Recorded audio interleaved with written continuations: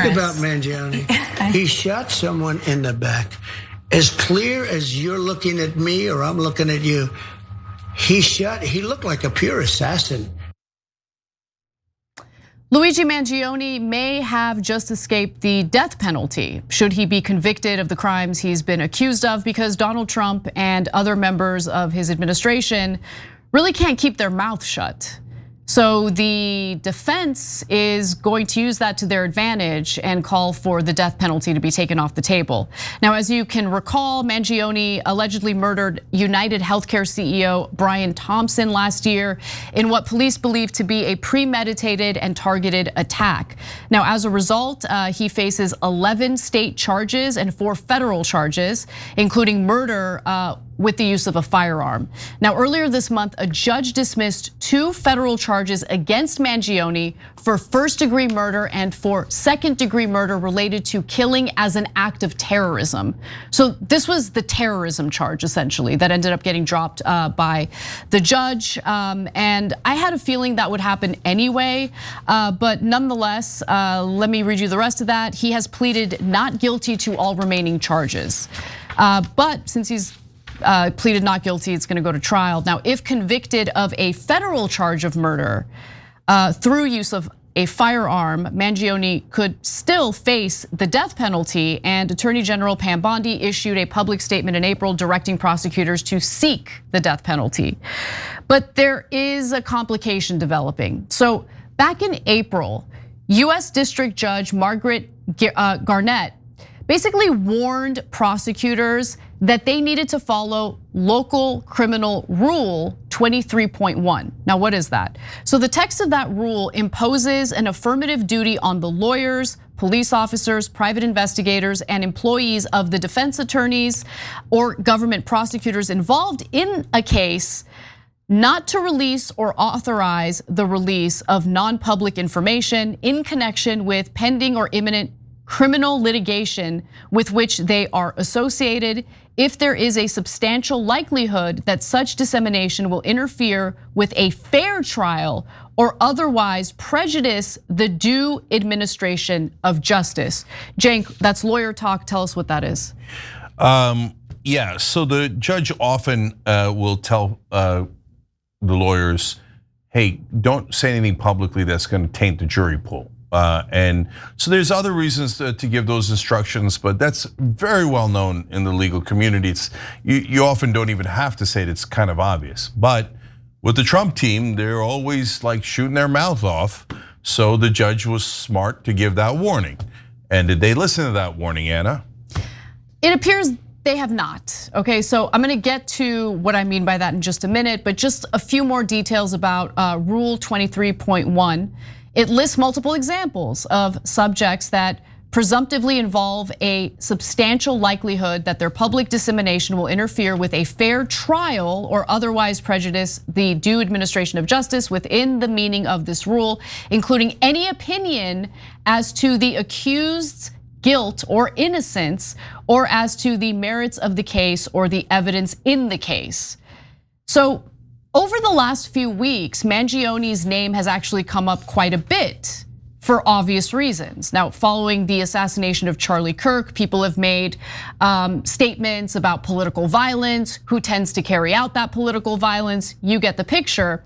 And many people in the Trump administration have been linking the Mangione case to left-wing extremism, Antifa, along with what happened to Charlie Kirk. So let's hear the full clip of what Trump said about Mangione on his September 18th Fox News appearance. He shot someone in the back. As clear as you're looking at me or I'm looking at you, he looked like a pure assassin. I was surprised, actually. You would have thought this guy would have been at a central casting in the movie, and maybe he was. But he think of what he did. He openly, it's not like, gee, there's a question. If there's a question, you can understand it maybe. But there's not a question. He walked up to a man, didn't give him warning, didn't say turn around, didn't do like the Old West where you have a gunfight, you each have a gun. He shot him right in the middle of the back, instantly dead. And now he's like, I'm watching, the girls are going crazy for him. This is a sickness. This is, this really has to be studied and investigated. This is not an important point, but I have to mention it. Look, I don't think women are going crazy over him, over what he did. He's just an objectively good-looking guy. That's all it is. But what he did was horrific. Carrying out acts of violence like that solves absolutely nothing.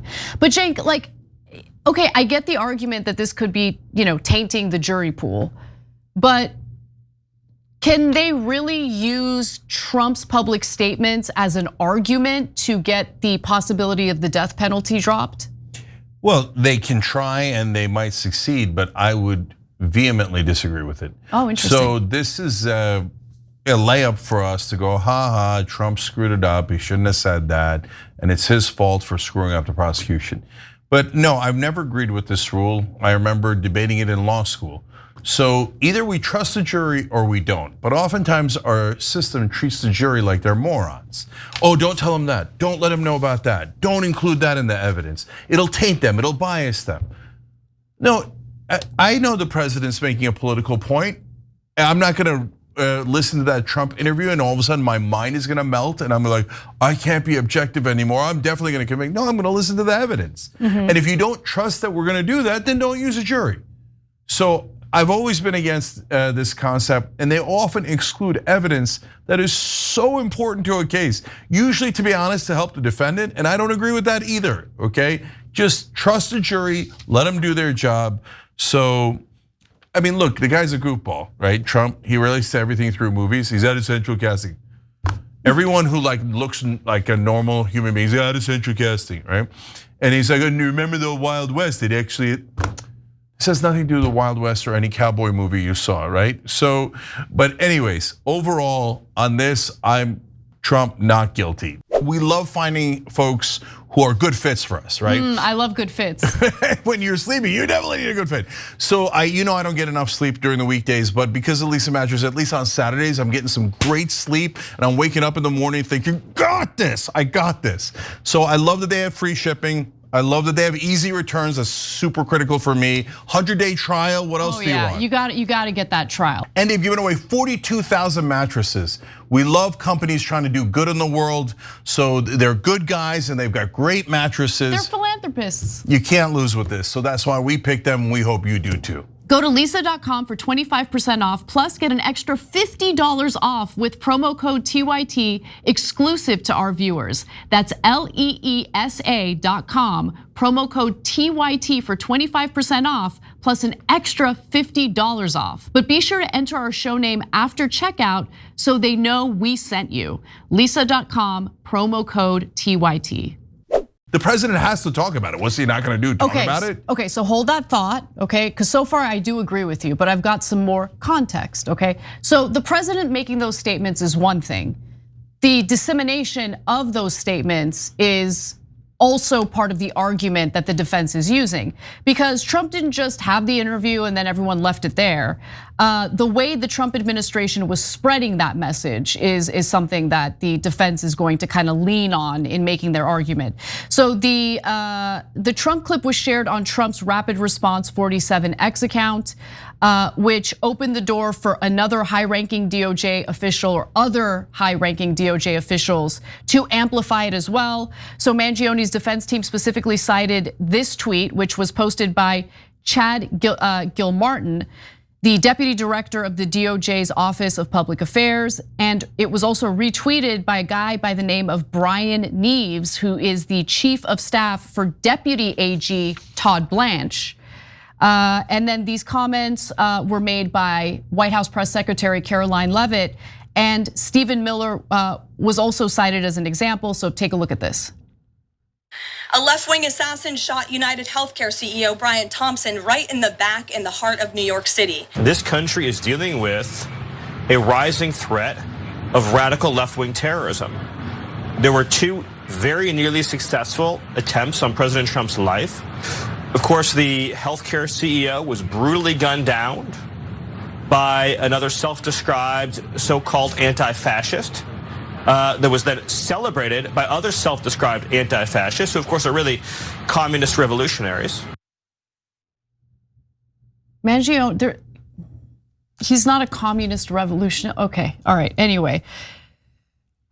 All right, so as a result of all of this, right, Trump's statements and then the dissemination of his statements by administration officials, Mangione's legal team is arguing the following. The government very well knows this statement to be false as they are in possession of his alleged extensive journal writings where the writer never once mentions being anti or pro-fascist. The government has indelibly prejudiced Mr. Mangione by basically linking him to unrelated violent events and left-wing extremist groups despite there being no connection or affiliation. I think that's a pretty legitimate argument to make.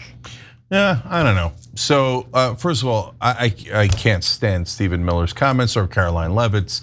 Oh, hate each other. There's this mythical radical left-wing extremist coordination. Who did Mangione coordinate with? Who did Tyler Robinson coordinate with? You're just making it up. Like, oh, there's Antifa. They're still on Antifa. I've never met a single person from Antifa. I've never seen a single person from Antifa on air. Maybe I'm missing it, right? I'm not saying that none exists, right? But they're like creating it as like some sort of boogeyman and there's cells of Antifa or whatever. It's just all nonsense. It's gonna be a catch-all, label for anyone on the left. Oh, can you believe they're against fascists or whatever they are saying, okay? But the reason why I'm saying overall, if I'm in the jury pool, or if I'm on the prosecution, I can make the counter argument. He's saying that Mangione was left wing. They said left wing a bunch of times because they're trying to drive their own political agenda about how everyone in the country should hate the left wing and we should all hate each other, etc. Right? But New York is mainly left wing, so maybe that helps them that they keep characterizing him as left wing. Damn, that is actually a pretty good argument. Yeah, and so we either trust the jury or we don't. If they heard that, loathsome Stephen Miller speaking against Mangione, I don't know, Stephen Miller's like one of the most unpopular people in the country. Like that, again, that might help Mangione. Like, oh, Stephen Miller's against you? Okay, then now you might be a good guy, right? So like, my point is, you don't know which way it's gonna cut.